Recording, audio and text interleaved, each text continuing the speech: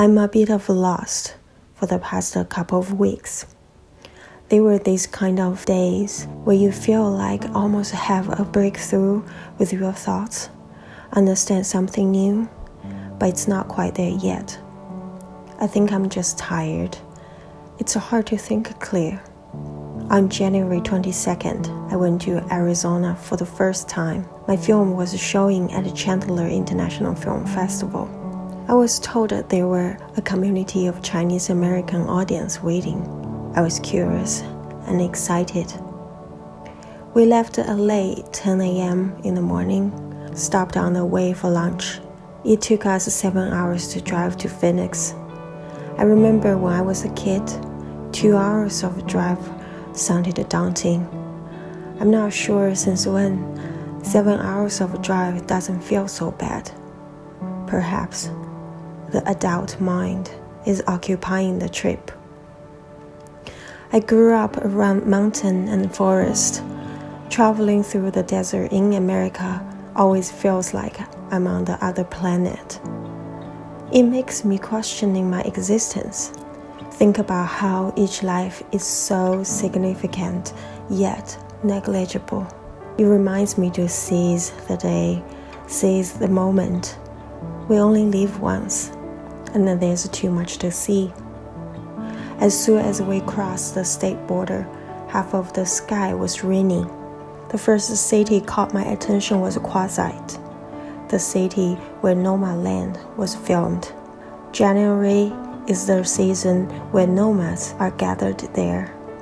Tens of thousands of RV parked on the side of the freeway, calling for a present life and freedom. Clouds were pressing down from the sky with rainbows scattered here and there. A small mountain rose from the endless flat desert.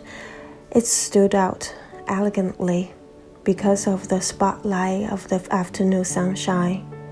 It also looks a bit of lonely.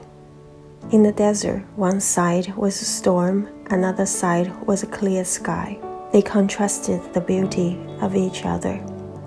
To live, we must die every instant. We must perish again and again in the storms that make life possible. Whether or not you can peek through the dark cloud in the moment, the sky is always there. We arrived around 7 p.m. I got ready for going to the meet and greet before the screening. I always carry my poster when I go to a film festival. I didn't feel I was walking in a different city. Everything seemed familiar. I didn't expect the level of hospitality they showed me. Are you Nani? Yes. I'm Barb. It's so nice to meet you. Oh my goodness, this is so fantastic. How are you? You want to leave this here because they're waiting for you at the dinner. Patel, he is the founder of our festival. Some good awards, right? From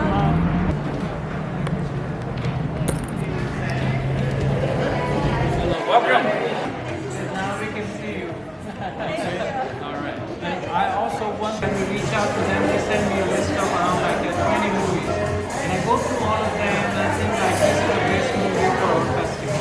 So I choose only one, and it was Beneath the Banyan Tree. So I think that's a perfect movie. It's really good. You should come out and watch that tonight, and you will know that it's a perfect movie to show them. As an introvert and someone sensitive, if this was several years ago, I might get anxious.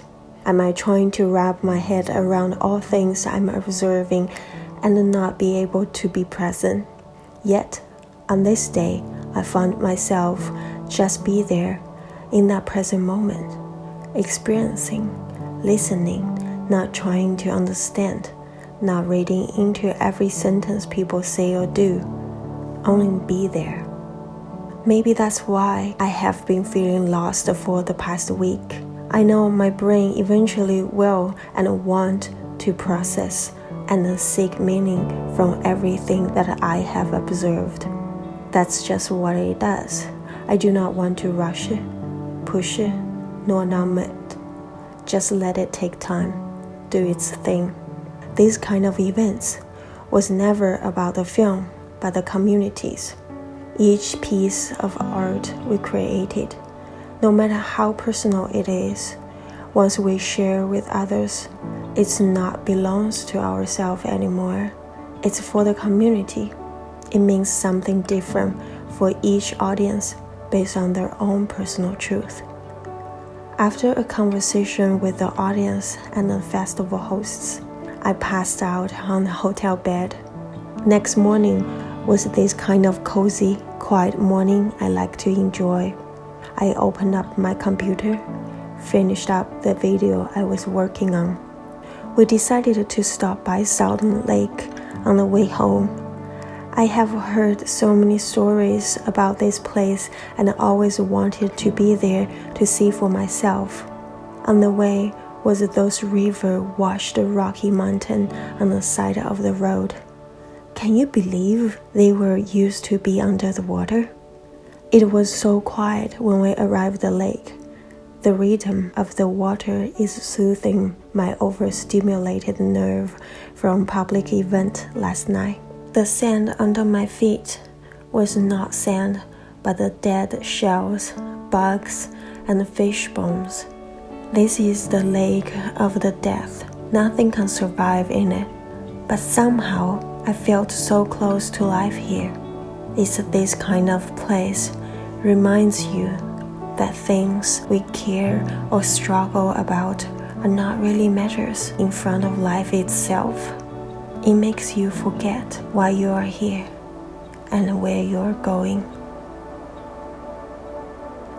Thank you for being on this trip with me. And remember, be patient, be present, stay creative. I'll see you next week.